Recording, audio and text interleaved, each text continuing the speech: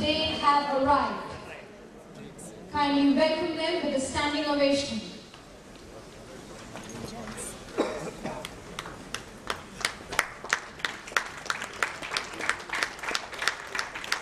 Glorifying the state of Kerala, God's own country.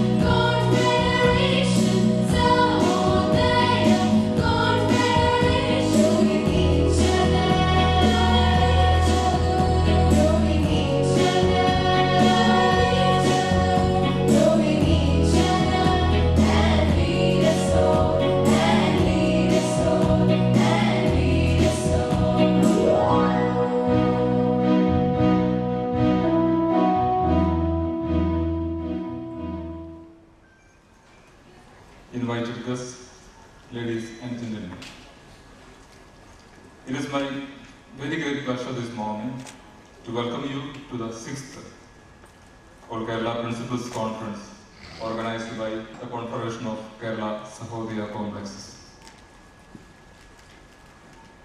1,000 welcomes to the newly appointed principals as you begin your journey of leadership in your schools.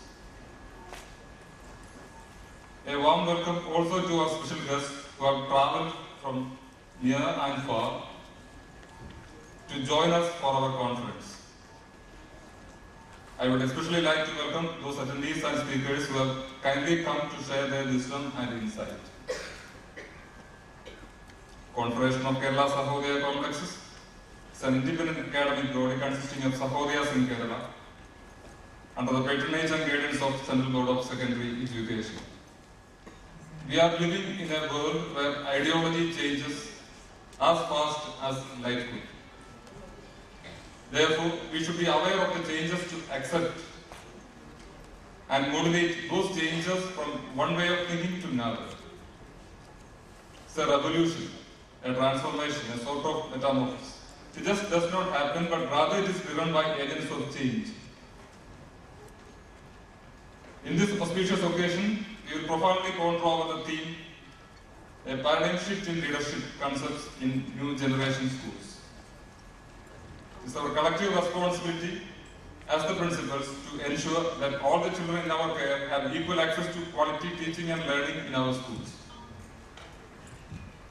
The future society we forge for them must have at its core a sense of self-worth, community, inclusion, creativity, equality, justice and respect.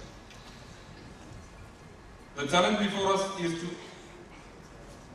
forge a sense of pride in who we are and to inspire real hope for the future. For children who depend on us and for everyone back in our schools. The duty which is conferred upon me here is to welcome everyone to this grand conference organized by the Confederation of Kerala Sahodaya Complexes on this auspicious day. It gives me a great pleasure to welcome the President of the function, Mr. K. Unnikrishnan, the Captain of the Confederation of Kerala Sahodaya Complexes, who presides over the meeting. So, hearty welcome to the conference. Our chief guest this year is Dr. Jansi James. She is the first Vice Chancellor of Central University of Kerala, Kasaragod. She was professor in the Institute of English, University of Kerala, when she was appointed Vice Chancellor of Mahatma Gandhi University, Kerala, to become the first woman to become the Vice Chancellor of a university in Kerala. Dr. James started her teaching career at the BCM College, Kochi in 1976 and joined the Institute of English, University of Kerala in the year 1981. Since 1992, she has been the director of the Center of Comparative Literature at the Institute. A former member of the Kendra Sahitya Academy and the serving Vice President of the Comparative Literature Association of India, Dr. Jansi James has also been a postdoctoral Commonwealth Fellow at the University of Warwick and a Faculty Research Fellow of the Canadian Government at the University of Toronto. She has 5 books to her credit in both English and Malayalam. She was also the Malayalam editor of Women Writing in India, 600 BC to the present, published by the New York State University in the year 1992-93. I bid a hearty welcome to Dr. Jansi James to the mega function today.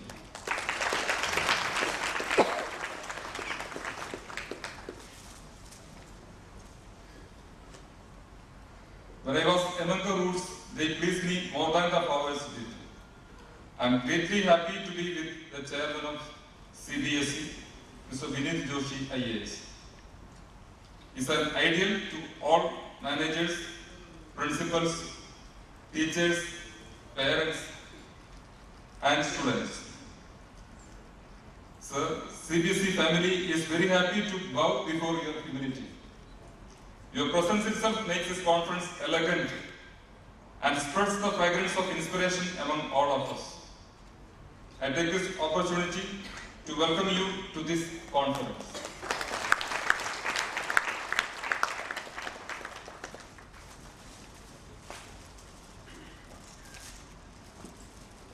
Dr. Sadhana Parashar, the Academic Director of CBSE, is also with us. There is no doubt that nobody becomes active in the absence of brain. I am very happy to say that she is the brain of CBSE, especially the present CCE program introduced by CBSE. She propounded the system to assess the academic progress of students. It helps them to improve their talents as well as skill. So we are so much proud of you, and we are very happy in expressing our cordial welcome to this auspicious function.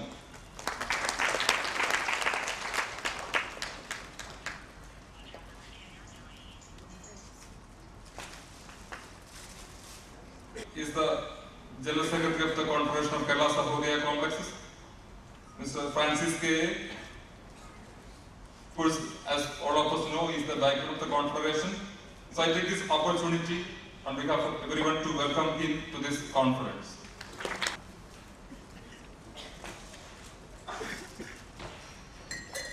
We have the President of the CBSE School Management Association, Advocate T.P. Ibrahim Khan is there with us.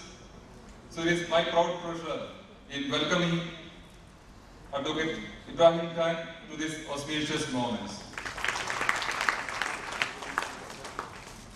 I take this opportunity to welcome our beloved and respected General Secretary of the CBSE School Management Association, Dr. Indira Rajan.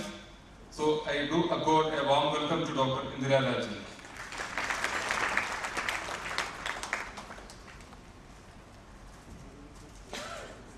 The Treasurer of the Confederation, a real inspiration to all of us in the Confederation, Father George Punchayil. So I take this opportunity in welcoming Father Punchayil to this inaugural ceremony.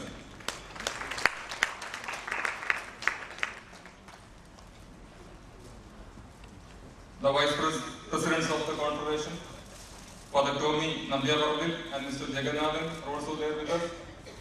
I do accord a warm welcome to both the Vice Presidents of the Confederation, Father Tommy Nambiyavaril and Mr. Jagannathan, to this inaugural ceremony.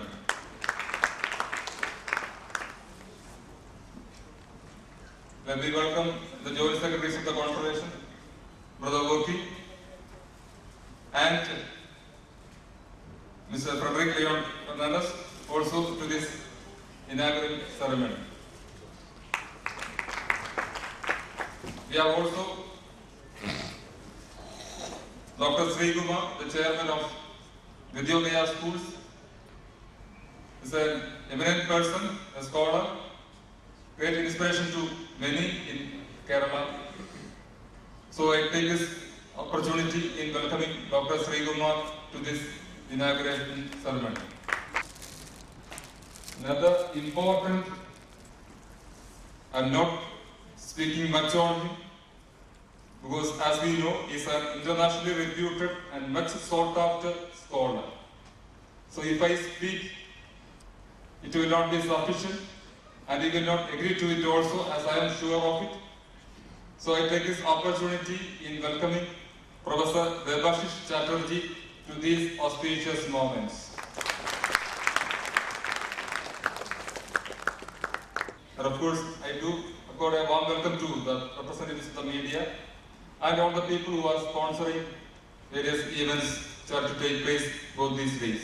So once again, let me accord a warm welcome to each and every one of you. Thank you.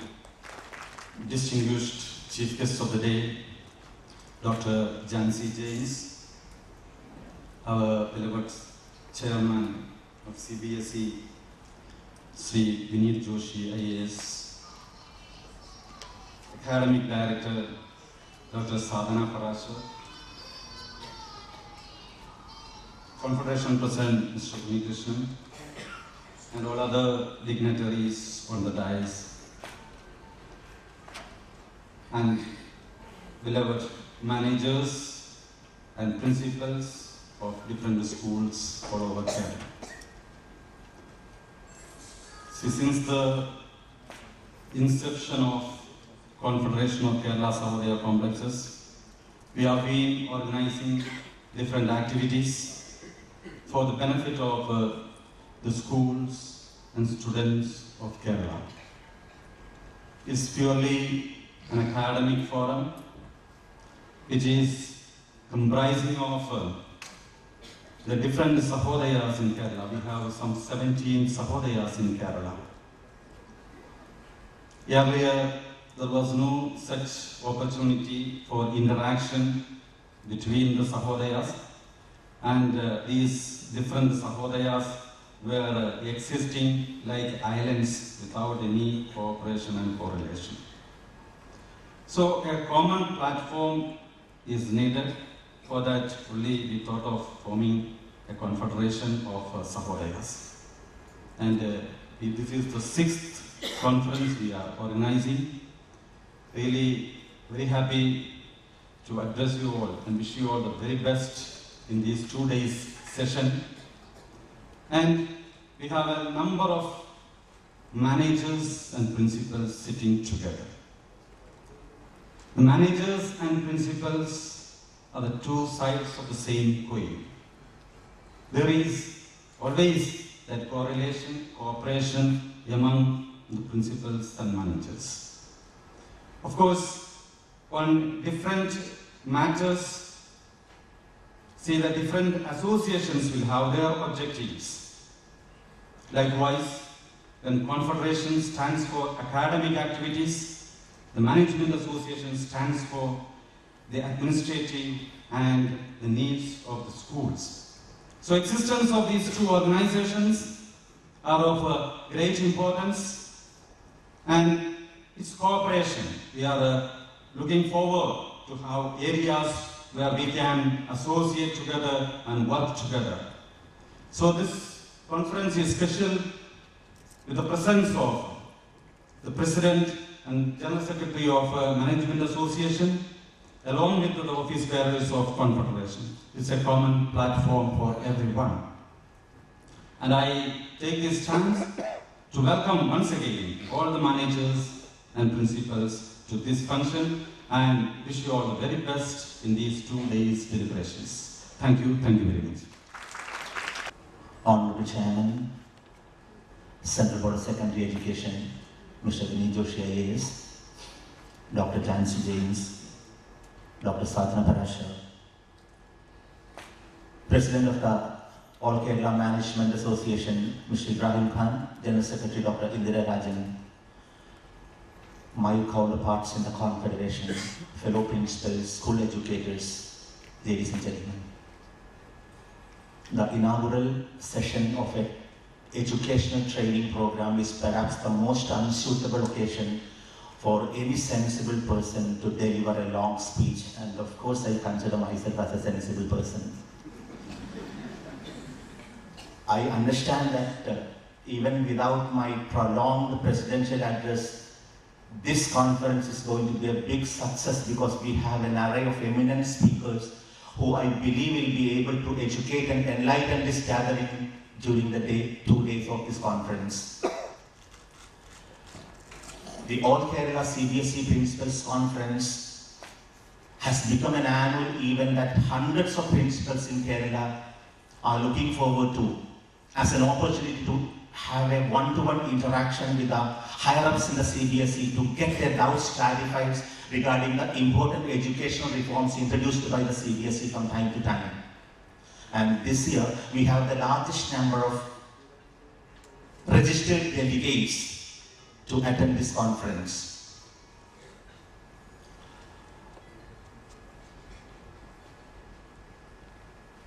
And this year, we also have the honor of the presence and the blessings of the members of the All Kerala CBSE Schools Management Association. We have here Dr. Indira Rajan, the General Secretary, and the President, Mr. Ibrahim Khan, and a number of executive members of the Management Association. And I believe this two days conference will be really enlightening for all of us. Wish you all the best and thank you very much.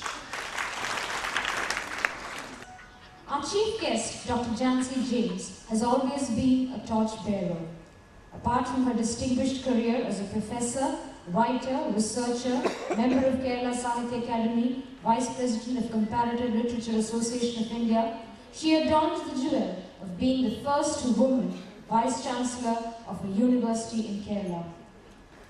We are highly honored to have you amidst us, ma'am, and I invite you to light the traditional lamp and inaugurate the 6th All Kerala CBSE Principals Conference. I request Mr. Vineet Joshi, Chairman CBSE, and other dignitaries on the dais to kindly join ma'am in the ceremony.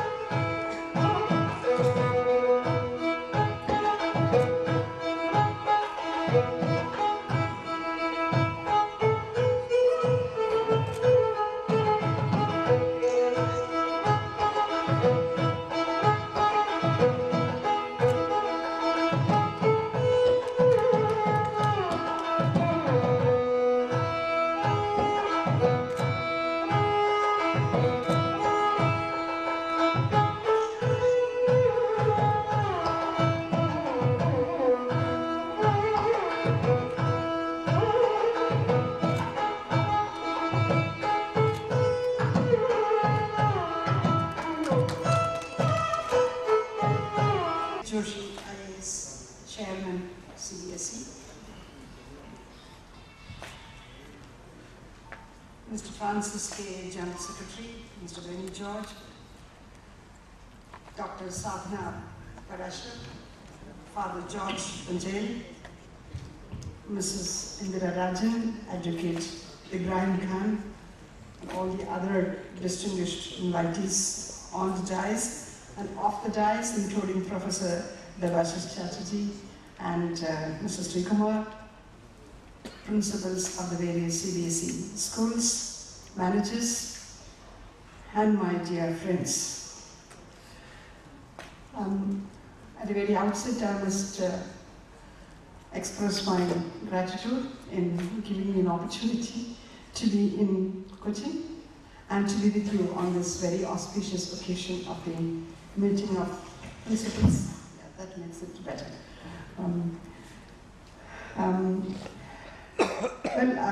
I have been working in the field of higher education, university education and university administration the last 30 years. And I always missed you. We get, students to pursue their higher education. And of late, the higher education has been given tremendous importance and priority in every sense of the word by the government. And we are asked to step up the access to higher education to 40%, that is gross enrollment ratio, by 2040.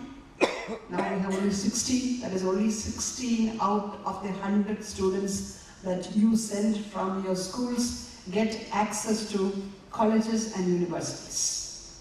So the 84 is a challenge to us, to those in the higher education field. Now we have come very fast. The government says we need 1,600 universities if we want to keep up this target of 40 by 2040. So you, for us, is actually, you are the managers and gatekeepers of the reservoir of talents for whom we are waiting in the colleges and universities. And your task is very important, very precious. It is nation-building task, it is social service, it is contribution to the economic growth of the country. It is in every sense a very precious job. I'm told that today you have as your theme leadership in the new generation schools. Well, the new generation. India is watched with envy in the global scenario because we are an emerging young nation. People between the ages of, in the age group of 16 to 25 dominating the population of the country. This is a demographic dividend. The young people, the throbbing youth of this country, they are going to make the world. They are going to be in the global job market. They are wanted everywhere all over the world. This demographic dividend is actually much higher than what exists in China. So your work, it becomes, all the more challenging and very crucial. And new generation, I call the new generation A3 generation. Anytime, anywhere, anything is possible for them in terms of acquisition of information. At the touch of a finger, they can bring any information from any part of the world to that small screen. And for me, the greatest challenge is, till 2 o'clock, I found my grandchild sitting in the computer yesterday. Till 2 o'clock, they are at the computer, accessing websites. And what will you give them at 10 o'clock in the morning? After all your domestic responsibilities, after all your, old notes taking, what will you give them as extra? This is the challenge of leadership. This is not merely a challenge of teaching. It's a challenge of leadership. I must say, the challenge of teaching today is the challenge of leadership. Teachers, as we know, it has become a cliche, are no more just teachers or deliverers of information, but facilitators. You have to facilitate, learning in such a way that they learn how to learn and they learn how to live. It is very important. And talking about the new generation facilities, you see, I studied in a school, in a government school till the 10th standard. I've never studied in a polished infrastructure. I've been exposed to all the vagaries of weather. If it is raining, I will get a taste of the rain. If it is stormy, I will get a taste of the storm in the classrooms. There was no floor, not even a cement floor, till the 2nd standard where I studied. But I have missed nothing. I've been all over the world and, I've been doing well. But I remember this leadership factor. The teacher as an inspiring, motivating, rememberable figure.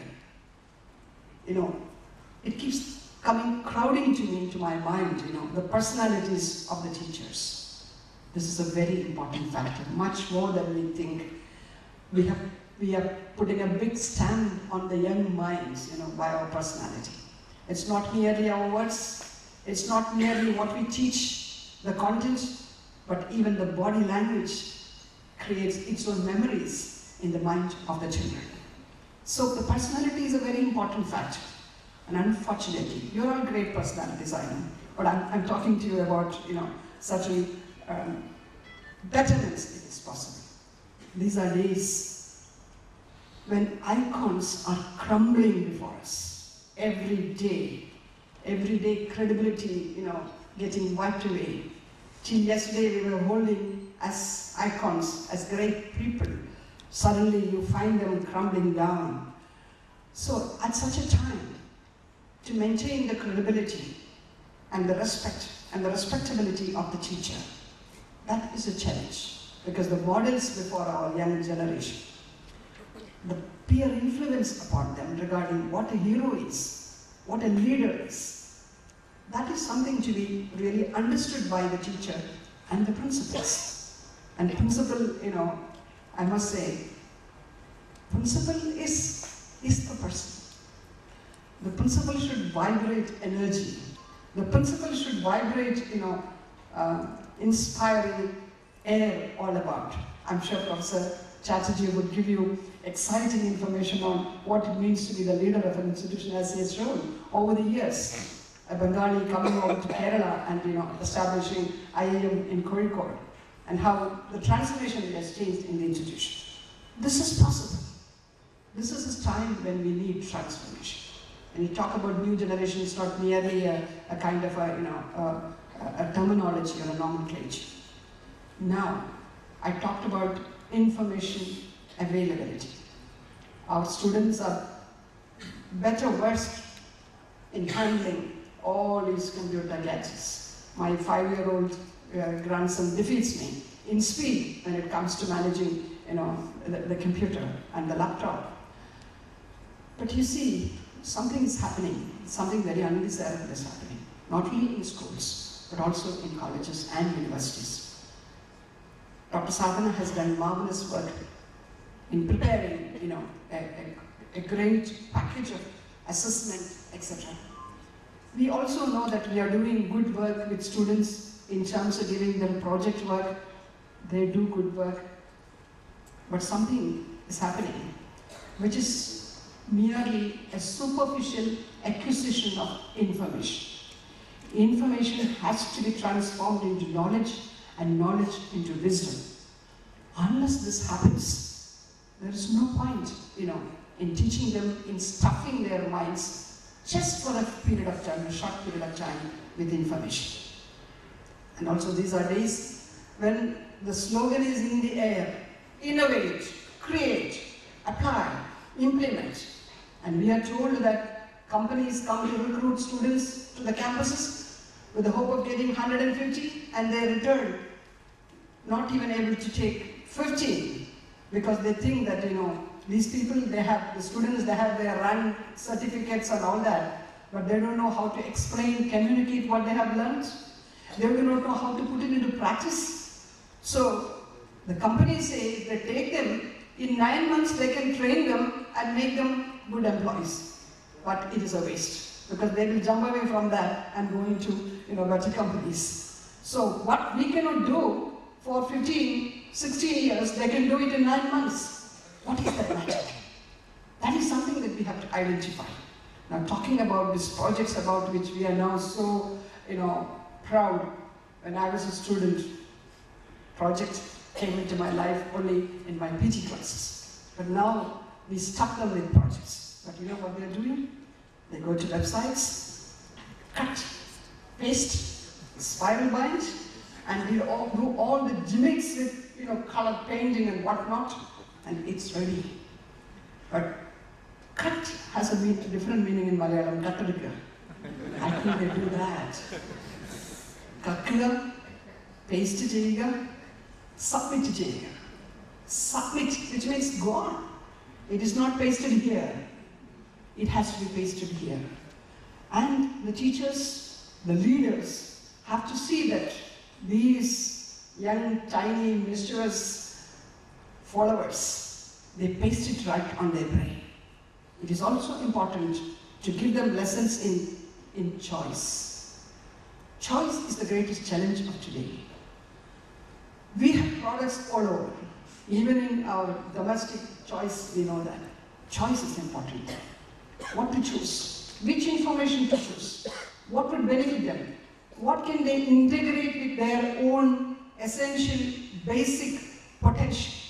If they cannot integrate it with what they have naturally, there's no point in taking it. So what they should take, the ability to choose the suitable, the appropriate information from the appropriate sources, so that they can communicate it, they can explain what they have learned, what they have picked up. They can also put it into practice, and they can create something new out of this.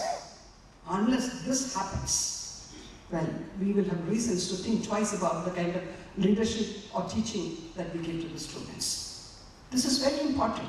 And if the students do not succeed in making the right choice in acquiring information and putting it into practice, they will be most unwanted people.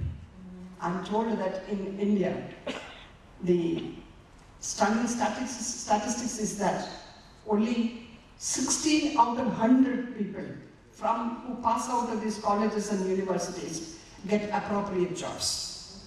That is in tune with the educational qualification that they have gathered. MBA might become a salesman. A BTech fellow can become an electrician. They may get some job, but thoroughly underemployed. Why? That reflects on the quality of education that we have. Unless we give prior importance, the quality, the stuff of learning that we give, we will be actually doing a great wrong to these students. And I'm sure that by leadership, you should actually have a dynamic approach to leadership. I'm sure you're all very good in your subjects.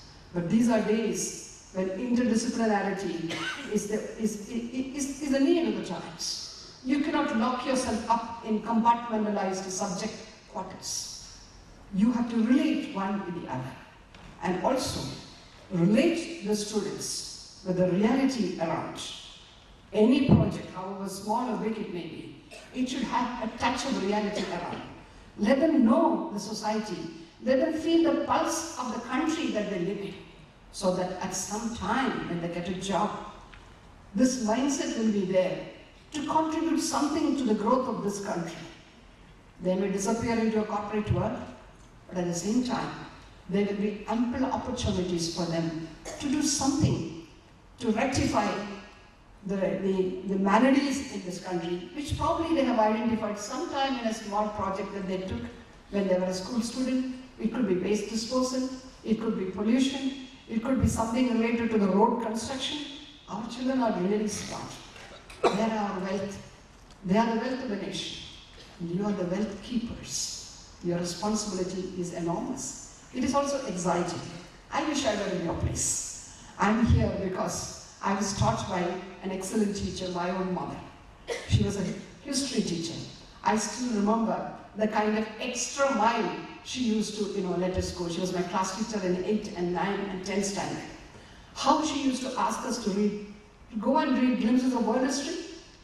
Go and read, Green's History of England. Why she made us do that in 9th standard, it was a mystery. It was in those days, it was a very different kind of question paper pattern and all that. But how some of us really, grew so well out of the kind of techniques that she used. It is actually not merely teaching. It's like, giving a thrust to the students. You give them a push and they will go, definitely.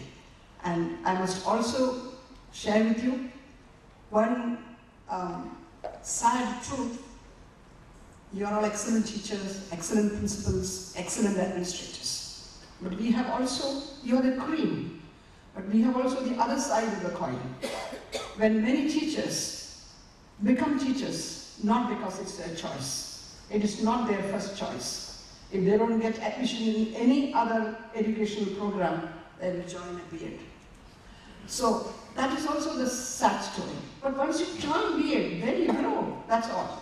So we have to keep them, giving them training, orientation, and they have to grow. Instead of dismissing them as unsuitable people for teaching, once we have got them on our hands, we have to train them, and training will help people. In this country, what we lack is actually training, identifying the problem areas and giving them the training. Not this mass-scale training, where you can, just sit, sleep, and then be there physically, and that's it. But to be intellectually engaged in a training program would, push you miles to the front. Many of us grew to this level just because we have had the kind of appropriate orientation at the right time. And I must, before I conclude, share with you my own anxiety about this phase of history, this phase of development in the country.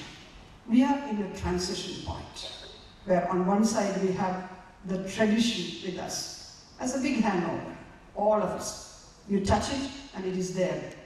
My tradition, my past, my family background, my learning habits, my expectations about the children, my family concept, my ethics, my values, very, very Indian, very, very traditional.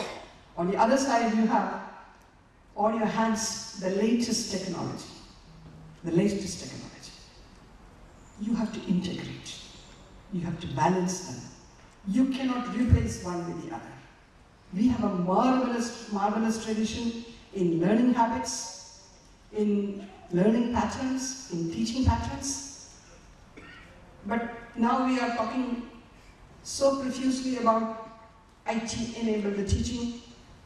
I am also a party to that, where we actually promote this.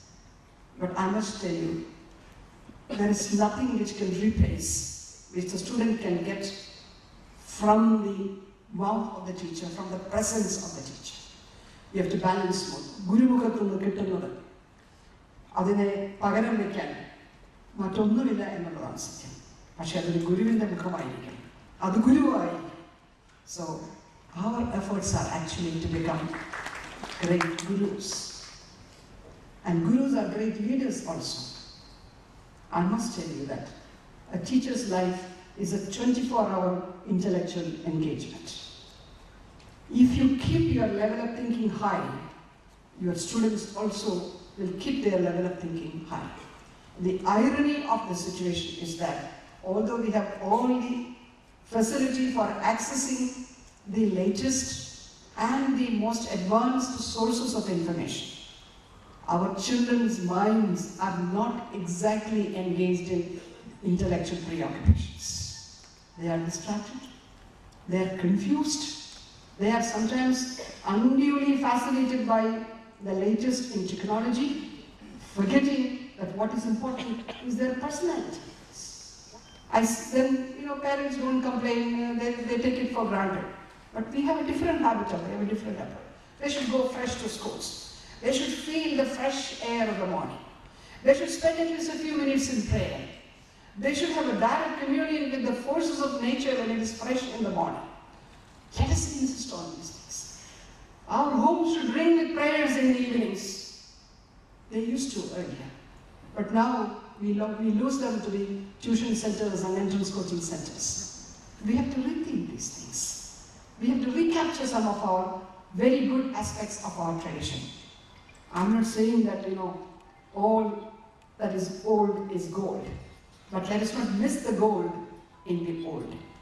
And catch on to the, not even silver, but rusty things in the new. So, your task is great. I must congratulate you for choosing the teaching career. I must congratulate you for becoming the heads of institutions. I must also congratulate you for maintaining this leadership, because these are days when leadership is not easy. You need a lot of internal qualities. I said choice is a difficult thing. I was expressing this at a women's meet yesterday also. I find a lot of women here. You see, women have better intuition than men. That is why in management they say intuitive management is better than this logic-based, analysis-based decisions. But if you want to maintain and strengthen this insight and intuition, you have to introspect. You have to close your mobiles, your computers, your serials on TV, and then look into yourself. These are days, this is made very difficult for us. Even when we are sitting on the platform, we keep clicking these things, It is true that there are some, I also do that. But sometimes I think we overplay this. Nothing will happen if we close the mobiles for some time. So, I hope the challenge of leadership would be to integrate our traditional assets with the new ones. This is a wonderful time when facilities are available. When our students learn in environment which was totally unthinkable for us. They sit in good classrooms, they've got smart classrooms, interactive boards and whatnot. Let us see that these things contribute to their growth, that they also learn the lessons of what it means to look into themselves, think about themselves, introspect, and also have happy interaction with the teacher, when they can almost confide in the teacher whatever they want regarding their academic and otherwise concerns. I wish you all the very best. You have come to this place to listen to many people on the theme of leadership. I'm sure that the inputs that you gather from here will stand you in good stead, and this great challenge that you have on your hands, I hope you meet it successfully, because we look upon you with great hope. We need you. The higher education needs you. The colleges require you. The university requires you. The UGC requires you. The MHRD requires you. The country requires you. So, with great joy, I declare that this sixth meeting of the Confederation of Kerala Sahodaya Complexes is inaugurated. I wish you all the best. Members of the August Assembly, I am an unscheduled speaker. I had come here to watch and witness the procedures and not to talk and torture. I am here at the specific behest of Sri Vinit Joshi. Just before we were walking in, he had asked me to trace the history of Sahodaya for the benefit of all of you. Because some of us feel that though you are part of Sahodaya, you are not fully aware of the genesis and evolution of this movement. Sahodaya has a hallowed history. This was the brainchild of the then chairman of CBSE, Father Matthew Kundangal, in the early 80s. The idea was, those days CBSE schools were very few. The idea was to share the resources, infrastructure, manpower, expertise and experience amongst the few schools for the collective good of all. And each school was represented by the management as well as the principal.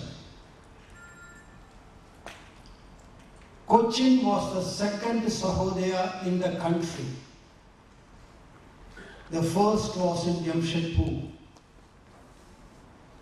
This was inaugurated by Father Matthew Kundangal himself.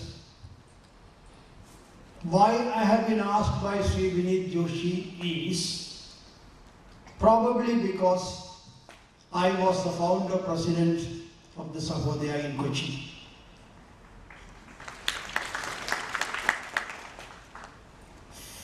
And very soon, according to a letter received from Father Matthew Kundangal, we overtook all the other Sahodayas in the country. We organized so many collective programs which we are still continuing, with some different changes in the hues and shades. But later, however, due to a policy shift probably by the CBSE, Sahodaya was exclusively principals gathering. The theme I read from the backdrop is the paradigm shift in leadership. Much has been said by Dr. Jancy James, and I am sure we have illustrious speakers like Dr. Chatterjee here. We do not have to look far about the leadership of teachers. The first half of the last century, when we were in the crucible, melting pot of the freedom struggle. Probably, other than the legal profession, the teaching community was in the vanguard of our freedom struggle. They were the leaders. Sri Vinit Joshi, currently chairman of the CBSE, has been a change maker who has initiated systematic reforms in every organization that he has been part of. We are privileged to have him here in this annual event, and I most cordially invite him to address the gathering. DPM Ibrahim Khan, Dr. Indra Rajan, President and General Secretary of the Management Association of Kerala, my colleague in the Central Board of Secondary Education, Dr. Sadhna Parashar, Dr. Debashish, Director of IIM Kozhikode, other distinguished managers, principals, teachers, media persons, and everyone present here. It's, as usual, every year a proud privilege for me to be here with all of you on the 1st of October, a day before we celebrate the Gandhi Jayanti. And celebration of Gandhi Jayanti could not have been more fitting than the two torch bearers coming together, that is the Management Association and the Confederation of Kerala Sahodaya Complexes, in the interest of students. If it was my request to the Management Association to be here, and I'm grateful that they kindly agreed at a very short notice. I'm equally grateful to the Confederation of Kerala Sahodaya Complexes for allowing us to change, to have the last minute change in the program. And having organized a number of such programs, I'm aware that making last minute changes is not an easy thing. That you have done, we are grateful, and I'm sure that in the interest of students, all of us will be able to work together, and that is what we have assembled here for. It's not an issue of ego, it's not an issue of prestige, it's an issue of the student. So anything that we are going to do, we will keep the students' interest in mind. I'm not going to say that they're going to do this or that, but we will keep the students' interest in mind, and that is going to be the ultimate benchmark of our deciding about anything. I know that the next session we are running late, and we know that Dr. Debashish is very stickler about starting in time. And I also am aware of this fact that I have another channel of talking to all the principals, and that is through sending lots of circulars. So that I will do. I will, if I have missed out anything here, I will send another circular. I hope you will not mind that. But please don't worry, because very soon we are also going to have a text-to-speech software which will help you listen. If you don't want to read, you can listen to the circular that we are going to send. And I also have a session, so I think when we are having that session, we will have more interaction, and I have always believed in learning from the principal rather than giving them anything that they can learn from me. 2 or 3 things very quickly I would like to mention. First, that as of all of you might be aware now, that we are going to have a regional office at Trivandrum. It was one of the resolutions of this confederation as well as in other Sahodayas of Kerala, that it is absolutely essential and it will be helpful to the students if we have a regional office.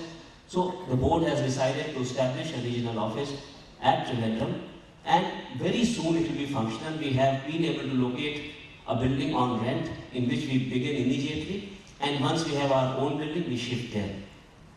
We have also decided, as the Honorable Minister Dr. Shashi Tharoor had announced few months back, to have a teachers training center, teachers continuous professional development center in Kochi.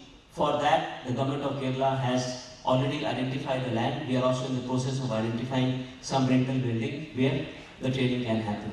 And that teacher training center will not only be limited to the schools of CBSE, it will also be open to the schools of Kerala. The idea is to have a center in which any teacher can approach at any point of time and can find the solution to his or her problem. So we are wanting to learn from the teachers, so therefore it will be open to everyone, and it will be not only a center for continuous professional development, it will also be an innovation center where the best practices would be learned by the center and disseminated across the country.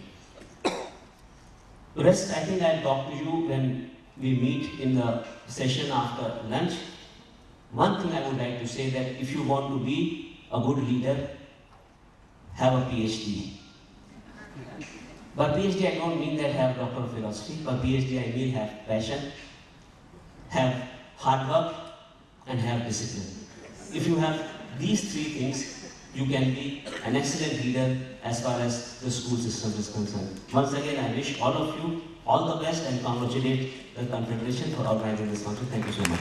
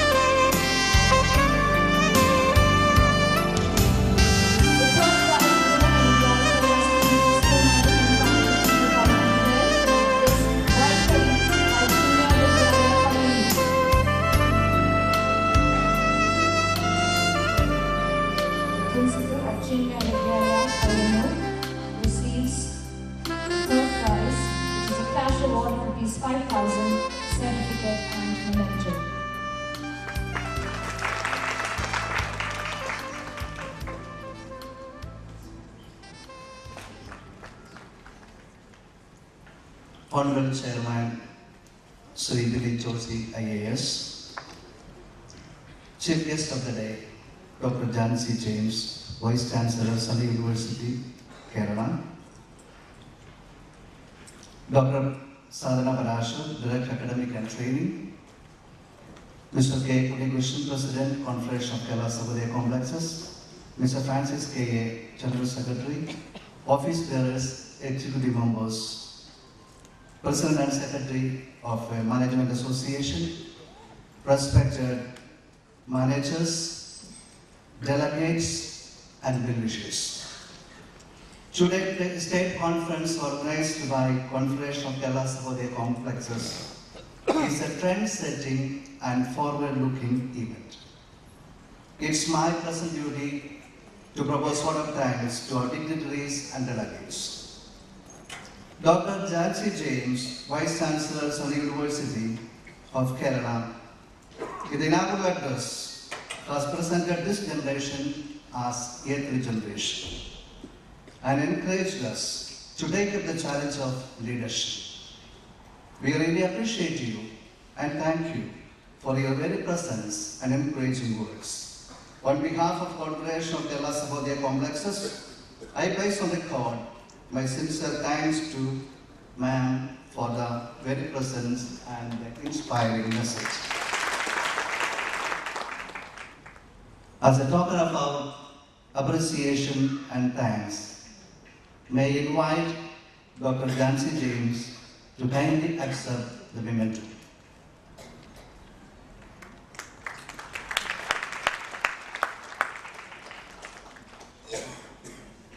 Our chairman, Dr.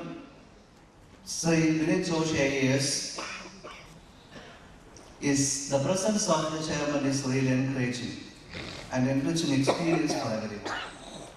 On behalf of our confederation, I really appreciate you and thank you, sir, for your message and your very presence. Thank you, sir.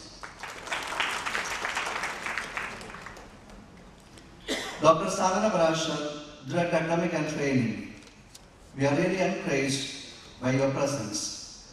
On behalf of Confederation of Kerala Sahodaya Complexes, I sincerely thank you, ma'am, for your very presence.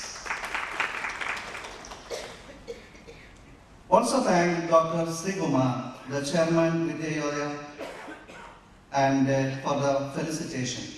Thank you, sir. Also thank Mr. Unikrishnan, K. Unikrishnan, the President, Mr. Francis K. General Secretary, Mr. Indira Rajan, and Advocate T.P. Ibrahim Khan for the very presence. Also appreciate and thank and sincerely thank office bearers of the Confederation, heads of district, Sahodayas, President, Vice President, Secretary, and Treasurer, and all the office bearers of the Sahodayas. Also sincerely thank the students and the principal and management and the teachers of Visijodi CMA Public School for the beautiful presentation, the welcome dance and the prayers. We really appreciate them because they are writing essay on examination. In spite of this examination, they found some time and the principal gracefully accepted our request and they prepared the students and brought them for this function. Also sincerely thank Navadharman School, the principal, management and everyone, the staff for their support and encouragement and very presence to monitor the different activities of this day. Also remember the main sponsors of this program, Next Education, Oxford Publication, Tata Interactive, for their generosity and goodwill extended to this conference. Also thank the press and media and everyone help us to make this program a grand success. In a special way, I sincerely thank all the managers and delegates. The very presence of the managers and delegates is a real encouragement for everyone. So we sincerely thank you all. Hope you will be enjoying these 2 days training program and the stay at Kochi. Once again, I thank you, each and every one of you, for your very presence, encouragement, generosity, and goodwill extended to the Confederation of Kerala Sahodaya Complexes. Thank you, one and all. As told by Dr. Jansi, Professor Debashi Chatterjee need no introduction, but still, since I was told to introduce, I take the privilege of introducing Professor Debashi Chatterjee here. Professor Debashi Chatterjee has taught leadership classes at Harvard University and at the Indian Institute of Management, Calcutta, Lucknow and Kozhikode for nearly 2 decades. He has been awarded the prestigious Fulbright Fellowship twice for pre-doctoral and postdoctoral work at the Kennedy School of Government at Harvard. His published works include 7 books, including Timeless Leadership, Leading Consciously, and Breakthrough, that have been translated in several international languages. He has trained more than 10,000 managers globally and has served as leadership coach to political leaders and CEOs of major Indian organizations. Professor Debashis Chatterjee has taught his leading schools workshop to more than 10,000 teachers and principals in 6 continents of the world. He has served as a dean of an international business school in Singapore, a pioneer in the field of Asian models in leadership. Professor Chatterjee is currently the director of Indian Institute of Management, Kochi. He serves as independent director on the board of several multinational and Indian companies. He can be reached at www.debchat.com and dciimk@gmail.com. Good morning. No, actually, good afternoon. I got that wrong. Thanks to your time management, you pushed the morning into the afternoon. Those of you who know me, I'm a teacher. Those of you who don't know me, I'm still a teacher. I have not yet evolved beyond that point. Mr. Vinit Joshi, Chairman of CBSE, Mrs. Sahodaya, who are old friends of mine. I don't need to be formal. Mr. Rooney Christian, Mr. Francis, Mr. Benny George. All my friends from Kerala, if I've left you out, forgive me because time does not allow me to go through this clutter of formalities. If you look at what is new that you will hear, every time I have a presentation, I must create something. I find it very difficult to listen to my talk over and over again. So what I created for you last night, past midnight, is a couple of ideas. I'm looking fundamentally at the human world of schools. When you say, what is the human world? Now, how is it distinct from anything else in the school? I'd say that, human world of school is different from the systems world that you often talk about. The systems world is about board, curriculum, results. And the human world is where an institution is created.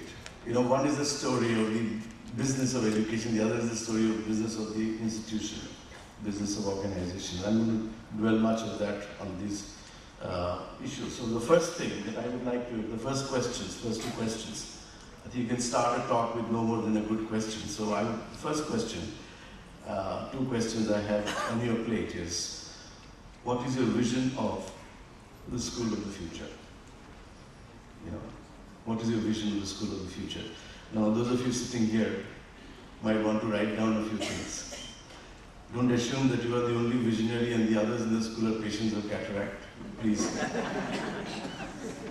Please don't assume away the rest of the school. The vision that I'm talking about is not a selfish vision. It's a shared vision. And the next question tied to that question is, how are you going to lead your school to that vision? These are fundamentally 2 questions. You're in a school where a teacher is teaching a geography class and he says, Nile is a mountain situated in Egypt. And the headmaster, just passing by, thought, this is strange. So he called him aside and he said, do you really know that Nile is not a mountain? He said, yeah, I really know Nile is not a mountain. But why are you saying Nile is a mountain? He said, with the kind of money that I get, Nile will continue to remain a mountain. If you increase my salary a little bit, it will become a river just as it's supposed to be. You see, not that you do not know, the schools have become very passionless. We have technicized education to a point where we don't recognize that the fundamental reason why a school exists is to evolve the learning capability of the institution as a whole, not a few learned people disseminating, information to the so-called ignorant ones, but as a community, and this is the most difficult part. And I find that, a bunch of principals and extraordinary people in their individual capacities can't get a conference on time. This has been the real challenge, and it's the story all over the country. I was in Hyderabad in the Sahodaya program. Despite repeated reminders, the cell phones would keep still buzzing. And so I said, can't principals shut down their cell phones? And to the horror, what we discovered is as we were going out, and there was this NCRT chairperson, there was the previous incumbent of CBSE. Despite the repeated requests, things wouldn't change. So principal takes me out during a break and he said, sir, honestly, the intent was to shut down the phone, but honestly and truthfully, when I start in the morning, my son switches it on, and when I go back home, my son switches my phone off. I don't really know how to switch on or switch off. Technology is a much used kind of thing. Most people don't really know what they're doing with technology. We'll talk about that later. All right. So I'm going to go into the rationale for a school to exist, and you have to go to the fundamentals of education. And I have been as a student of the subject. I'm asking, schools exist to provide a degree of consistency in a very inconsistent world. That's why schools are required. You see? Everybody is born with a natural self. The natural self is what you would be naturally, including toilet training that you give to kids. Your natural self cannot exist in a society which is civilized. So there is something called the juristic self, as opposed to the natural self. Juristic self is a legal identity that you get. You have a name, you have a certain roll number, a date of birth, you have a ration card or some ID card or a passport, you have some marks, some qualifications.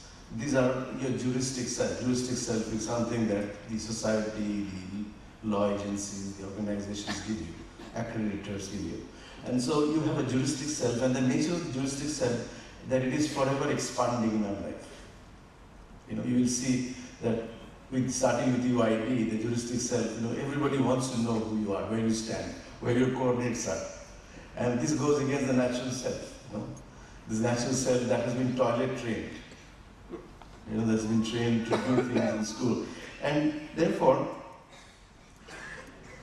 the very rationale for existence of a school, formal school, was to provide that consistency that did not exist. Because without that consistency, you cannot really, you need a traffic cop to manage traffic, otherwise there'll be chaos. Okay? You need a doctor to look at your disease and say, well, you had a problem, and then, your body is not, is irregular, it has to be regulated, so he gives you medication. He checks your vital signs for signs of normalcy, and then gives you medication. And so you'll see that the reason that the profession of a traffic cop or a doctor exists is because they bring about consistency, coherence. Cohere means here together, coherence in what would be an inconsistent and incoherent world. So if you ask me, what would be the consistency that schools would provide? And fundamentally, this consistency comes from the space of values. The schools are places where the institutions which nurtures values, which makes it possible for me to be a citizen of the world, of the kind of world that we're seeing. So if I ask that simple question to you in terms of the human world of the school, what is the relationship, what is the nature of the relationship between the human world and the systems world? And this is the nature of the relationship. The human world is a dynamic playground of two. The school is a dynamic playground of two worlds. One is the human and the systems world. And the human world creates the school culture. The human world creates the school culture. The systems world sustains the culture.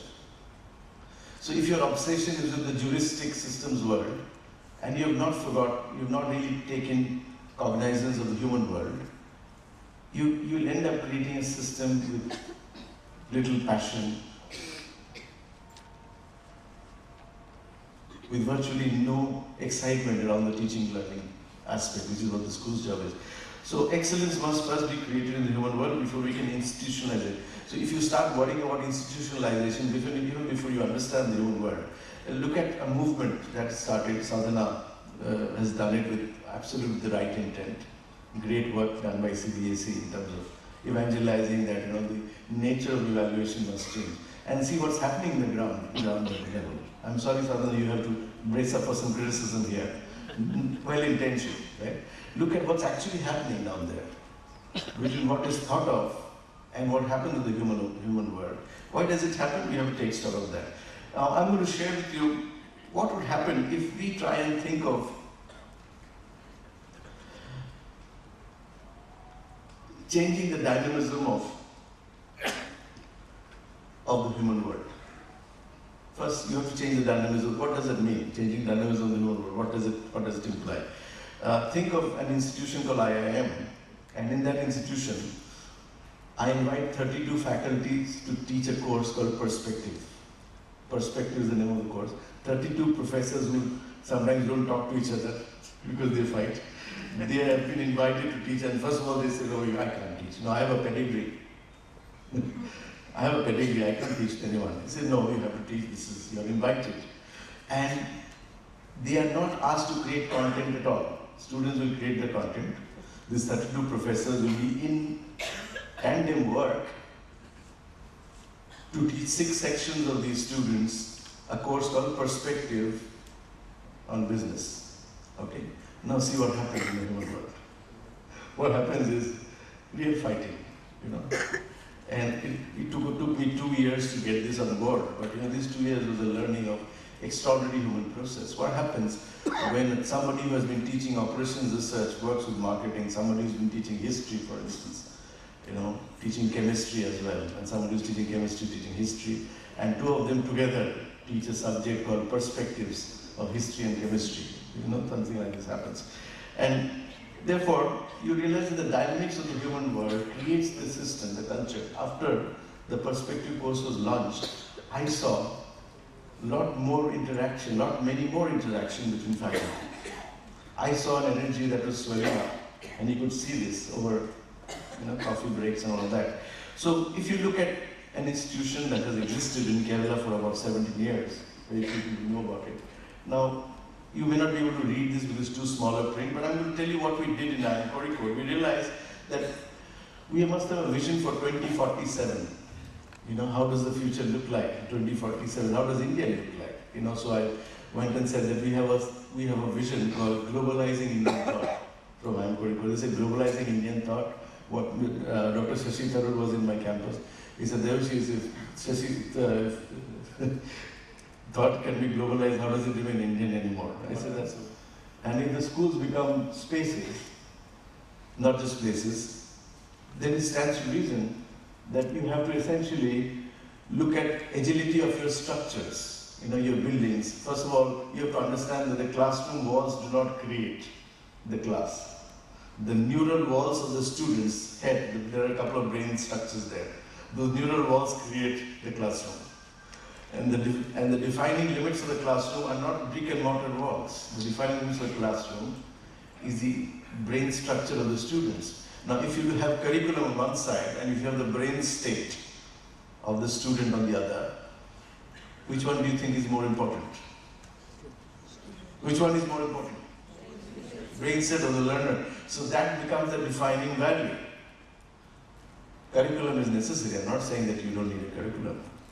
It is the CBSE's job to give you a curriculum. But the fact is that what you do in school essentially give you the brainstem of the learner. Today the brainstem of the learner is very different. I'm asked a question, "Sir, how many continents there are on this planet?" I said, I scratched my head and I remember all the continents and I thought, oh, my memory is not that all that bad. I've got it, almost got it right.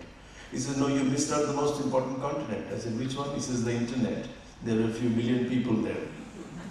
And they don't have day or night." I said, "Look here. Here is a generation that do not live in places anymore.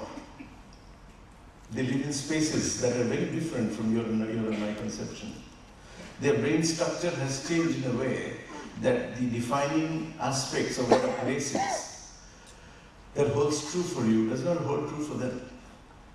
And so if I have to balance agility and stability, I have to also look at global vision and local concern, because today's child is a global child, not because he has traveled to 20 other geographies.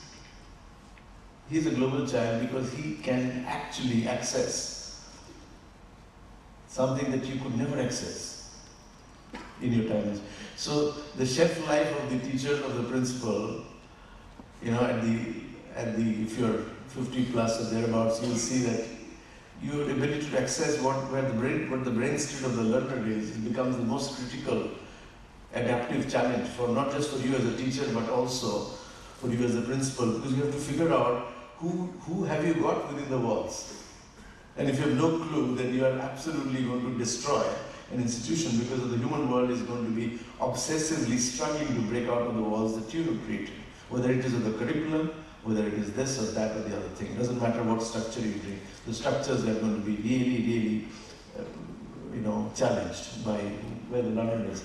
Then what we did in IIM was looking at excellence and equity as issues. You look at, is your school focused on a very narrow definition of excellence?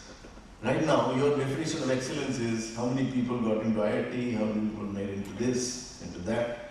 Now that operating definition simply leaves out a whole bunch of people who will be employing these IIT graduates and IIM graduates. It leaves out a whole bunch of people who will be dropouts. Mr. Kapil Dev was in my campus in Lucknow IIM when I was a professor. A student asked him, "Sir, your English needs to improve. It is not that good. When you come to do a commentary, your English leaves a lot to be desired." He said, "Fortunately, son, you don't play cricket with the English language, you play cricket with bat and ball." Okay? See, that tells you, in no uncertain terms, that tells you that your notion of what constitutes excellence is a very fragmented and narrow notion. When IIM Kozhikode declared that we are going to have a national chess champion, we are going to have an international class musical talent, we are going to have one of the best badminton players that the country has in IIM Kozhikode, people just said, how the hell, the older IIMs, my veteran IIMs said, how can you get them in? I said, I can get them in because, they have already crossed the threshold of being global talents, and you mean to say some test scores will justify.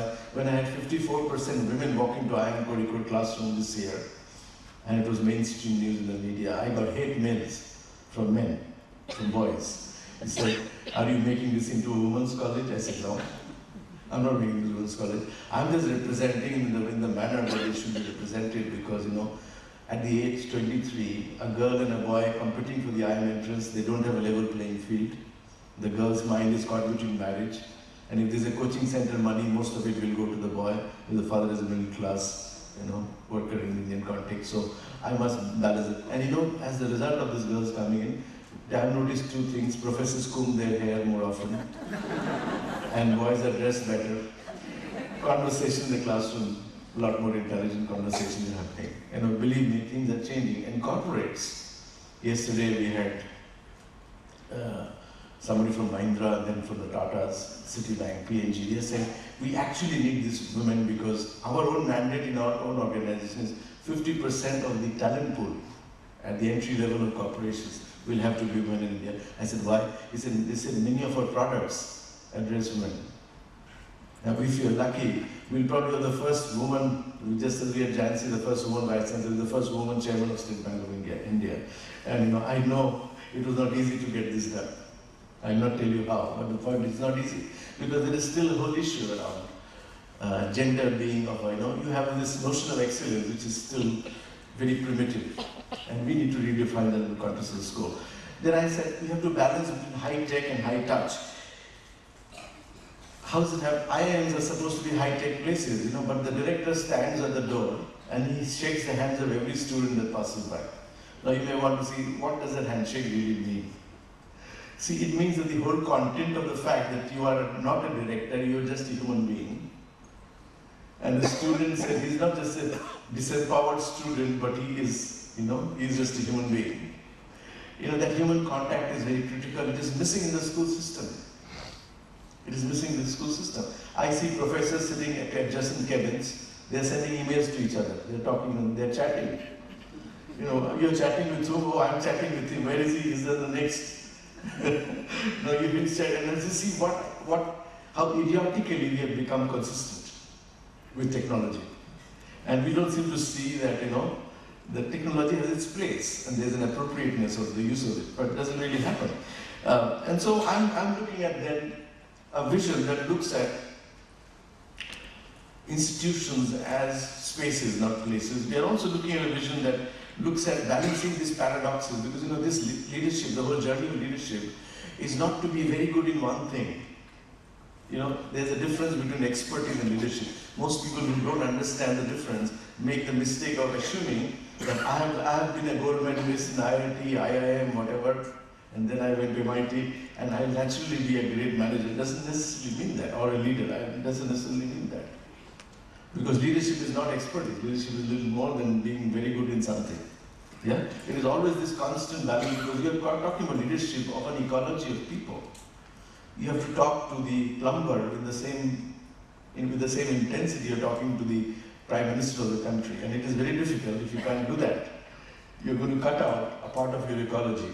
Then neither your pipes will hold water, nor your theories will hold water.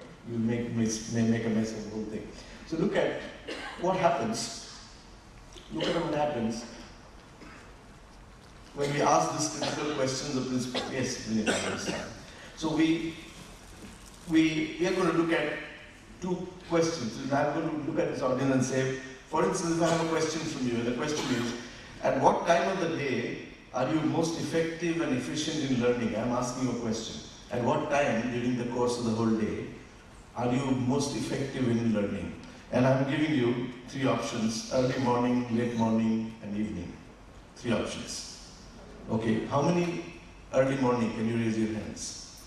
Oh, I would say this would be thumb rule about 75.3%. Okay, I'll put this down.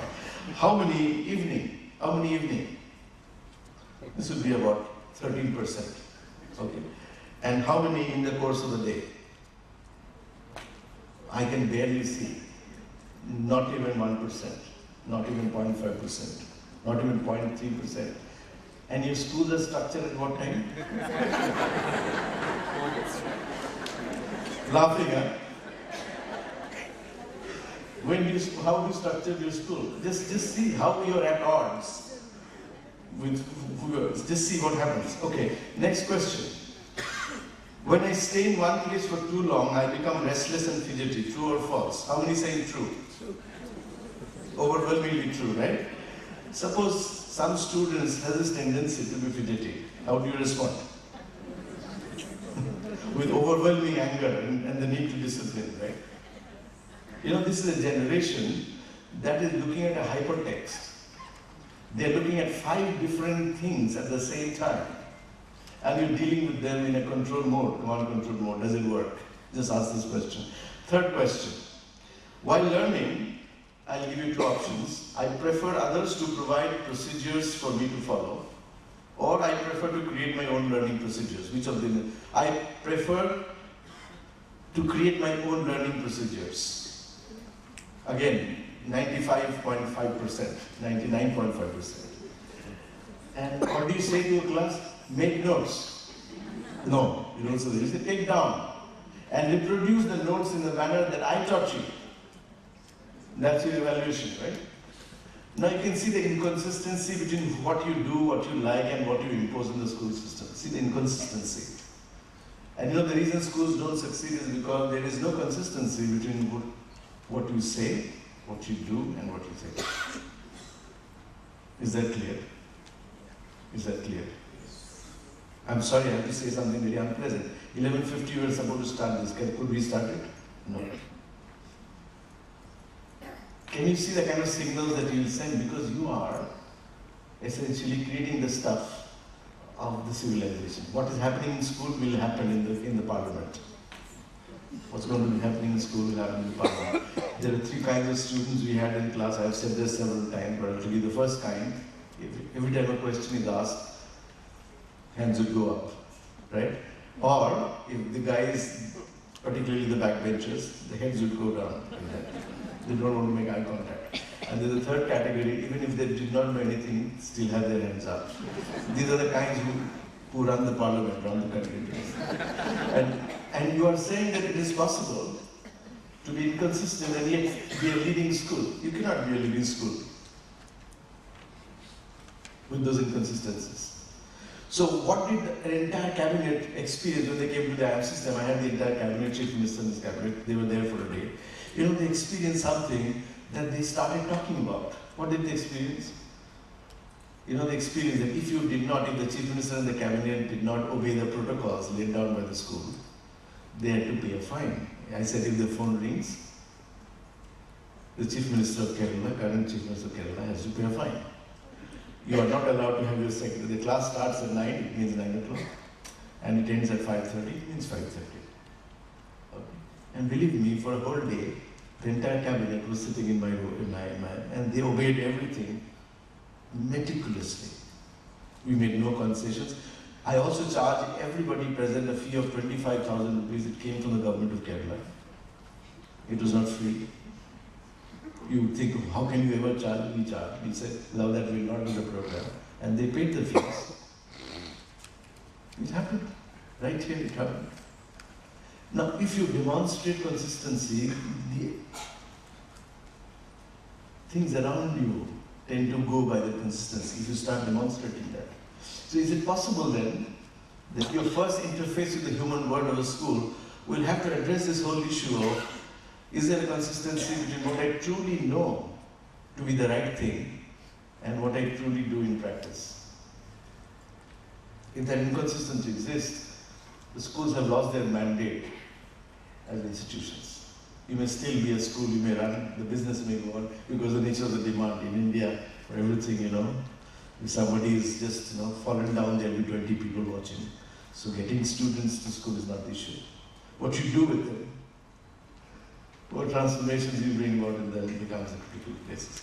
Okay, so look at again the picture I said, schools are spaces, not places. The reason we still think of school in terms of geography, not in terms of space, intellectual space, is because we are so conditioned, our intelligence is so conditioned. Our intelligence is second-hand. Somebody is telling me and I'm repeating. You know, George Bush and Dr. Manmohan Singh are there in a quiz competition.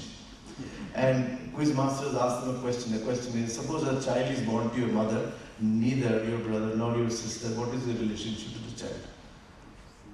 Manmohan Singh Saab raises his hand, Judge Bush is head down. Manmohan Singh says, that's me, sir. And the quiz master says, Manmohan, you got this right. And Judge Bush goes back to his country, very sad and crestfallen. He couldn't answer the question. You know, he's from Harvard and he couldn't answer the question. So he calls, out of anger, when he goes back to White House, he calls Madam Condoleezza Rice, his Secretary of State at that point in time. He says, Madam Rice, suppose a child is born to your mother, neither your brother nor your sister, what is your relationship to the child? Madam Rice scratches her head and says, sir, this is a complex question.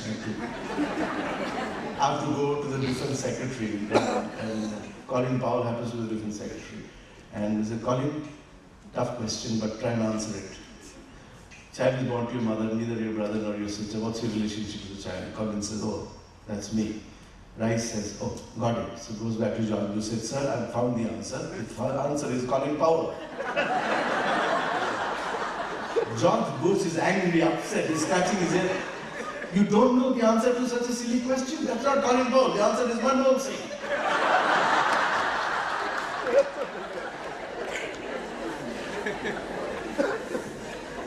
So you can see this is the original ignorance. The principles, ignorance. You see, this whole school is as good as that man at the top, or a woman at the top. You know, you proliferate ignorance from top down. And the whole school gets stuck in that whole ignorance. So when I'm asking you to examine whether there are places or places, think of this. Now I'm going to offer to you an insight, and this in fact is very critical, where you understand very clearly what are the changes that are going to happen in the future. Now for the first time, I'm introducing a concept that I have diligently created for the Tata Empire. On the 4th of October, I have a conversation with the entire Tata leadership team, headed by Mr. Cyrus Mistry, who's the new chairman, who's replaced Mr. Ratan Tata as the chairman. And he's asked me to design a logo for what the Tatas want to do. So I said, no, I'll test it out in some places to see whether they understand it, then I'll bring it to the Tatas. So I'll go there on the fort, I've shown it to several. But for the first time, I'm unveiling this model in the school system. So let me see if I can do that. I'll call it the 3 C's of leadership. The first C, is the C of compliance. It's a compliance school. What does compliance mean? I see some cow dung on the road. Who brings this kind of consciousness, not just compliance. See, it doesn't mean, compliance is not necessary. You have to manage greed. You have to manage indiscipline, so compliance is necessary. Don't think commitment is not necessary. You have to have people who are very proud of their work. But without that consciousness, this compliance and commitment becomes a shell. It becomes a ritual. It creates fossils out of institutions. Indian hockey does not succeed anymore because Indian hockey is playing the game that India used to play 50 years back. They have not become conscious of the changing reality of hockey match. The way things are taught in the classroom is still taught in a manner that students of today cannot connect. Evaluations are done in a manner students can't connect. I'll go to that very quickly. So if I look at the whole journey of compliance commitment without the consciousness of it, now I'll give you another example to make this even more clear. I had a professor who, after every class, he would tear down his notes, tear off his notes and throw it away. I said, sir, what are you doing? They're precious notes. You must have spent hours and hours creating them and throwing it away. He says, if I don't throw it away, I'll have a tendency to copy the thing for the next lecture, and students will not know the difference between and if I throw it away, then I'll be learning anew. That consciousness has to be free from structures, from stereotypes. And it is very important. Another teacher says, he goes to the staff room and says, I want to be a billionaire. This appears in my book called Class Act, which has just come out. We have not priced that book yet. So you will get some copies outside. But this story comes from the book, and the story is, this teacher says that I want to be a billionaire and own a farmhouse in Gurgaon, in Delhi. And he becomes a laughing stock in the staff room. See, you'll become a billionaire and own a farmhouse in Delhi. He said, yeah, before I turn 30. They are laughing because he's about to turn 30. And they've forgotten about it, they're still laughing. After 10 years, he comes and says, now finally, I own a farmhouse in Gurgaon. He says, how come? He says, I told you I own a farmhouse in Gurgaon before I turn 30. He said, you're already 40 plus. So that promise is not kept. He said, no, that's not the story. The story is, one of my students, who I used to encourage, to be an entrepreneur, he eventually ends up doing this little company in California, and he has just bought a farmhouse and told me, sir, you could live there as long as you want, whenever you want. That's your house. And he's not yet 30, believe me, he's not yet 30. Can you look at the consciousness? Do you see the enormity of the responsibility that you have? Are you able to see your success in another frame of reference? Do you see this? And if you see this, then you have moved beyond the dynamic of compliance and commitment. You're saying, I need to bring another kind of consciousness, and the Tatas are going to hear pretty much what you're hearing today. What will the Tata? It's a $100 billion company. Now, how will the Tatas change the world of business? And this is where I'm taking them. This is precisely. And this consciousness, keeps blinking. You can see. Sometimes we become unconscious because we don't realize that, this physical body that we are so enamored of is a three-dimensional structure. It's like a bus. You are not the bus. You are riding the bus. One day you have to get down from it. And when you get down from it, who knows we'll get another bus or not, but as far as I'm concerned, we'll get down from the bus. This three-dimensional body has a fourth dimension called the mind. And the mind is fourth dimension because the mind can go back and forth. It can go back in history, it can go forward in fantasy. It can create space or distance. This mind cannot be contained in the three dimensions of the body. So the life of the mind is very important. But even more important than that, even more important than the life of the body and the mind, is the fifth dimension. That is a dimension that can see mind as its movement, that can see body and its dynamism, and will not be changed by all of that. Think of you living in a 5-story apartment, you have a 5-story building, the 3 stories constitute the body, the 4th is the mind, the 5th story is not a particular building, it is an open space, it's like a terrace. Now the entire building is there because of the space, right? Without the space there is no building. But the space cannot be enclosed. So this consciousness, this field of consciousness is an open space. Now that open space is accessible to all teachers, all principals, all leaders. How often do you go to that space? You can go to the space in quiet reflection. You can go to that space when you stop teaching and start learning, when you go to the back room and you say, I'm going to observe students, or 2 teachers will teach together, while one is teaching, the other will observe. Okay? 2 together can be, teaching will be exhausting perfection. So how many different ways can you go to this space will determine the quality of leadership. Now finally, I'm going to tell you a few things in terms of how leadership in the 21st century is going to change from the paradigm of compliance to the paradigm of consciousness. What does this change really mean? The moment you identify the blind spot, you are not in that blind spot. You realize that. You see, the moment you identify your ignorance, you no longer are that ignorant. Do you see this? Do you see this?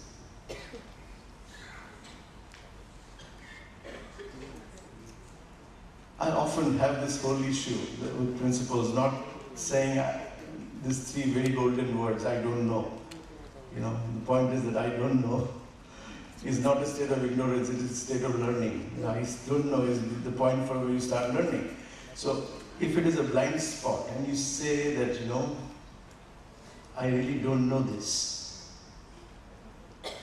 immediately you have covered that, See, the point, therefore, is to constantly embrace this whole issue. If I take out this piece of paper and say, why did you cut this paper in such a size as this one? I don't know. Why does it have to be white? I don't know. Why does it have to be blank? I don't know. Why could it be not drawn? The question could be drawn. We have to write it. I don't know. See, if I ask you 10,000 questions, 999 you will say, I don't know.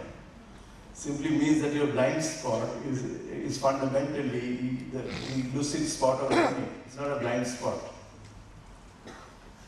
Which means that that spot, your sensory, your mental capacity cannot reach. In your current capacity, it cannot reach. It will not remain a blind spot either. So the only way to identify the blind spot is to recognize that you have to ask questions when you don't know. Very recently, I recognized my own ignorance. For a long time, I used to take a tube, a tube of an ointment or a toothpaste, and I would take another appliance and I would drill a hole. Until a little kid tells me that, don't you know that just there is a little sharp edge at the back of this thing, you can do this. Until the last year I did not know, believe me. I went to MIT, Harvard and all of that nonsense. I still did not know. And it's possible that when you are willing to learn, you're constantly in that.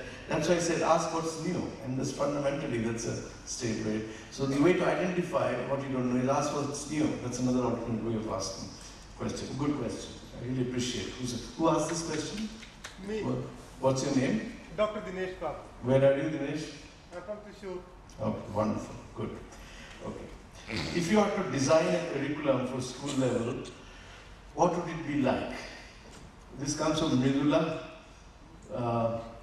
from Thrissur as well. Where is Mridula? Oh, good. So if I had to design a curriculum for school level, what would it be like? Okay. You tell me. What should it be like? If I have to design something for a particular set of learners, I clearly have to identify what is the brain state of the learner. So my first question to the learner would be, how are you today? Not what you want to learn, how are you today? You say, I'm not particularly well, I'm bored, there's a cricket match going on. So how would I design the curriculum? I design the curriculum based on not just what is age-appropriate learning, this is a generic way, paintbrush. Somebody at 7 can be a prodigy in music and you're still teaching him basic Sa Re Ga Ma, he'll be bored to death. You see, it cannot be done based on periods. You know, this is the whole problem. This is the whole way we design curriculum. I'm not saying that design, you can avoid doing that. No, curriculum will be NCERT will design something. This will, see, IIMs have, therefore, IIMs have a degree of autonomy, you may not have that. See, the way we design our curriculum is based on what the students want to do with this class. So that's why I said, I didn't allow teachers to create content. I said, can students create content? I went to the school in Malankara. They had a French student who's gone back to France. And she came back because she did not enjoy chemistry at all. She said, you know, I had a teacher who said, can you rewrite the textbook in the way you learn it? If you can ask some students to write the text, they can do an extraordinary job. Let me tell you how one of my chemistry teachers taught chemistry. He took take burning calcium and said, tell me the color of burning calcium. And our hands would go up, you know. This is like pan stains on a wall. This is like an orange sari. Somebody would say, my lover's, my girlfriend's lipstick, and all kinds of things will happen. And then he'll endorse everything. He'll say, but the textbook says brick red. Now the point is, now you design a curriculum based on one aspect. But there are multiple ways of understanding. See, what is a curriculum? Many people don't know the difference between syllabus and curriculum also. You ask them, you're nodding your head. Even some of you don't know sitting here. I know that. Even I did not know until somebody told me. So the point is that you have to understand these terms. What does this term really mean? See, and also design is not a final thing. The problem is we think design means forever. Now in the world of design, somebody using the word design. So what is a design? Design is supposed to be based on the functionality of a product. You know, design, you've seen how many times your own cell phones have been redesigned. If you've been using a cell phone for 10 years now, how many times you've seen design changes happen from the earlier cell phone? Why? Because each time the phone maker is asking the user of the phone, what kind of phone do you like? Do you want so many buttons outside? Do you want to keep doing this like a monkey? Or do you want to swipe the screen? And you see, all those design changes are happening because the user is giving feedback. So very often students are not taking into account in designing. You're designing based on some grand kind of theory of learning, absolutely isolated from the real issue of what learning is all about. And that's where sometimes there's a disconnect. And so this has to be brought from, I was in Canada, I was in this, northernmost state of Canada called Iqaluit. And I saw something interesting. This is where Eskimos are, And how do they plan for the year, plan the budget for the whole year? They get 2 school kids to be in the planning commission. And the school kids tell them what their schools really need. And so they allocate budgets for education based on what, the whole perception of what schools really need. And I was just wondering how far away we have come. Well, the whole issue, planning is for whom? Planning is for what? Curriculum is for whom? Is it for the central, boards, or is it for the students? Have I got a sense of where students are today? Okay, somebody asked you in class, so tell me, is tomato a vegetable or a fruit? Now, do you have a curriculum for it? Is tomato a vegetable or a fruit? Can you tell me? Huh? It is supposed to be a fruit, but functionally it is a vegetable for most of us. Now, you cannot design a curriculum for either or issues. So you have to look at where the learner is, and this is very important. So the central element of design is, what is its functionality? For whom is it designed? What is the nature of the brain state of the student for whom you're designing a course? And all of those questions, okay? All right. How can we control politics and gossiping in the workplace? You don't control it, you participate. You see, if you're heading an institution, obviously you do some politics. You can't remain there. In the current state, if you're a school principal, you are an active participant. Okay? You are active gossiper, you don't realize that, Reminds me of a principal who was very strict before he got married. He got married pretty late. The reason he did not get married because he had doubts about the moral character of the potential brides. So before he got married, he sent a detective agency to look at her character. So this guy who was a detective who was following her throughout, he comes back with a report, elaborate report for the principal. It says, You see, this lady is completely virtuous. She goes to temples, she goes to all the right places. She doesn't indulge, no affairs so far. Except with one minor exception, these days she is seen around a person with dubious moral character, and the person happened to be the principal himself. Now, if this feedback comes to you, please believe me, you cannot think of any institution where there is no politics. That does not exist. Because the very nature of all institutions, that there has to be a political element. Human being is a political animal. You cannot have an institution without politics. The question is, are you so naive as to feel that you can be in a political situation without being political yourself? You cannot be. So if a call comes to me from a minister, let's say an education minister, for the sake of a story, saying that, or a secretary, he says, Devashish, can you take this person between 19 and 20, what is the difference? 20 is the cutoff and he's got 19. I said, so the difference is actually, if you put decimal points, the difference is infinity. That I don't understand, you have to take him. I said, sir, I would have taken him for sure. I would have taken him for sure.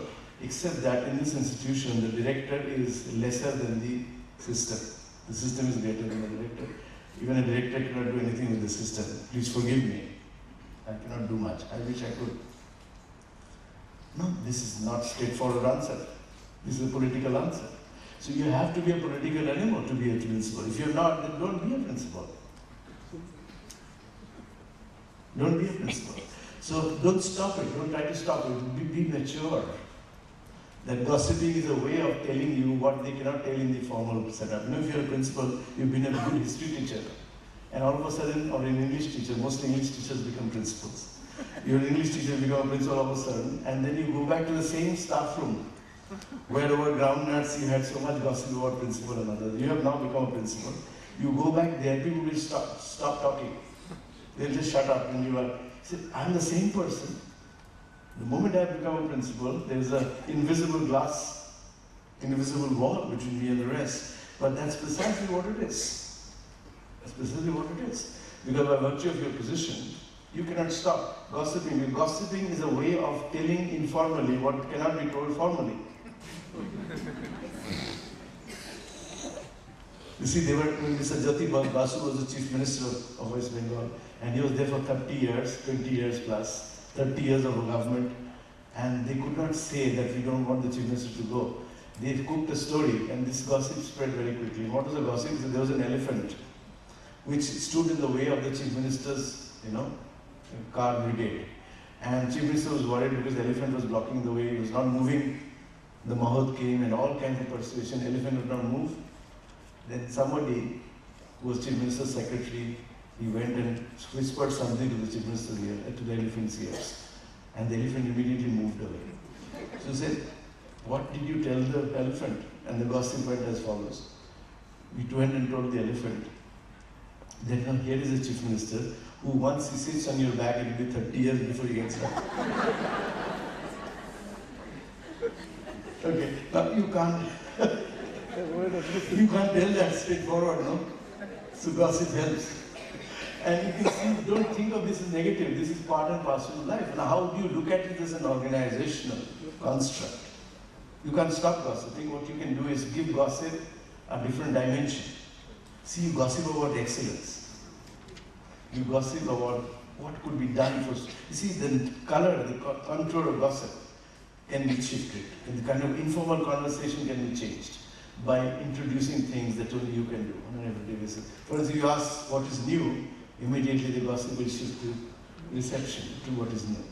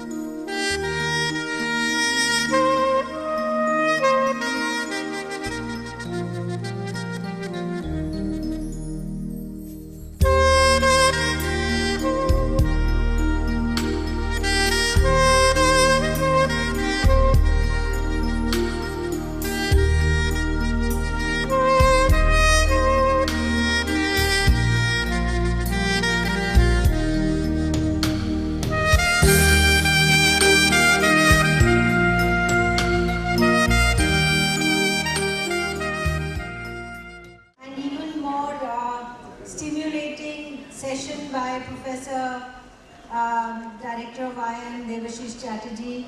I think we are now in for more of an information sharing, and we hope that we can deal with these queries which have come our way. I thought we'll begin with open text-based assessment and then take the queries as and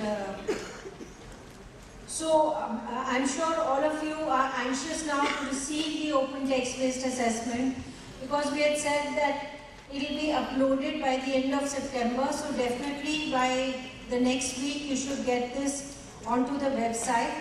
In fact, for winter closing schools it has already been sent, so they are ready. Now, why have we introduced open text-based assessment? It is not that the CBSE just thought of putting this there, but right from 2005, the position paper on examination reforms has been talking about open book examination. Now, open book examination can be a teaching strategy, but if we want to use a large cohort of 1.2 million students to do this, then obviously the question of equity comes into play, because most students will have NCERT books, but most students will not have all kinds of textbooks. So there can be no control over the number of textbooks that are taken on into the examination hall. So this is an adaptation, and that's why it's called open text-based assessment. As you can see, and you already know, you're aware that it has been introduced in grade 9 in all subjects, and in grade 11 only in 3 subjects. Which are the 3 subjects? Geography, biology and economics. That's it.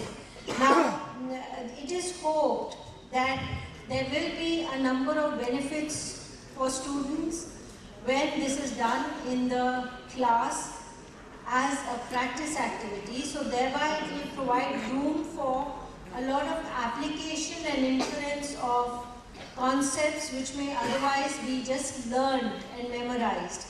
So the idea is to transfer learning so that it is information processing is done, but move from the realm of understanding to application and also to analysis and synthesis of ideas, or thereby the higher order thinking or higher order levels of Bloom's taxonomy. Now, how this can be done through open text is that you have a discourse in front of you.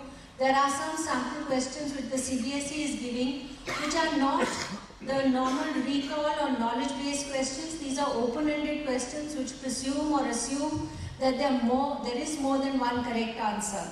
Madam, will CBSE give the question paper for standard 11 economics, bio and geography for the annual exam based on open text? Will CBSE? No. Only CBSE will only give the standard 9 OTBA, the selected case study, only for 10 marks. The rest of the question papers, as you do for your annual exam, you will continue to do it. The school will do it. School does it now also. School will continue to do it. It's only 10 marks which will be given by us in these 3 subjects. It can be 1 or 2 or 3 questions, but the total weightage will be 10 marks. Now the marking scheme, it's a good point, because the marking scheme cannot be like a usual marking scheme, since the value points will have to vary. Now, if it is an open-ended question, then a lot depends on the kind of response that a student gives, provided they can justify it. So, in these kind of questions, you can only have value points up to a certain level. After that, you just have to instruct the assessor that whatever answer is provided, so long as it has been justified, then it marks have to be put. Ma'am, for class 9, the text is already being supplied by CBSE, and the exam, along with the essay 1 examination, the question will be asked based on this one, based on the text. Essay 2. Essay 2, yes, essay 2. So in the essay 2 marking scheme, will you have the answers for these questions? No, as I just explained, that the marking scheme is something which your teachers will develop by themselves based on the questions that are provided. But ma'am, then there can be subjectivity of the teachers. There will be subjectivity in these questions, because they are open-ended. No to all the answers. That there will be no other assessment you will do as part of FA4. Marks, it's not that your marks are carried over, but the same grade in all the subjects integrated across will be reflected in 9 and 10. But that doesn't become that they're not cumulative. It will be reflected separately in grade 9 and separately in grade 10. Then, yes, same grade, yes. Then PSA and syllabus study, whether the score of PSA standard 9 will be reflected on the certificates, yes. Why the independent schools follow unauthentic study materials in lower classes. Without a right curriculum, how we attain the defined goal? See, as we said that the curriculum is a very pervasive, the curriculum means the overall organizational structure, ambience, climate, and what you do in the larger curriculum of the school. As far as the syllabus is concerned, the NCERT has very clearly defined the learning outcomes for grades 1 to grade 8. The CBSE is recommending NCERT textbooks for grade 1 to 8, but if you are not taking the NCERT books because they are not reaching you in time, and if you have taken some other publisher, then it is up to the management of the school to provide an undertaking that there is no material in that textbook which is objectionable in any way or it goes against the Constitution of India. And we have given out a circular like that. The complete responsibility of taking any kind of publisher other than the NCERT lies fairly and squarely on the management of the school. I've already answered this, that last year there was a miscommunication by the CBSE where you were told that you can give individual marks or you can give marks put together. But the marks should be together, they should not be separate. The same grade in grade 9, the same grade in grade 10 of all the subjects.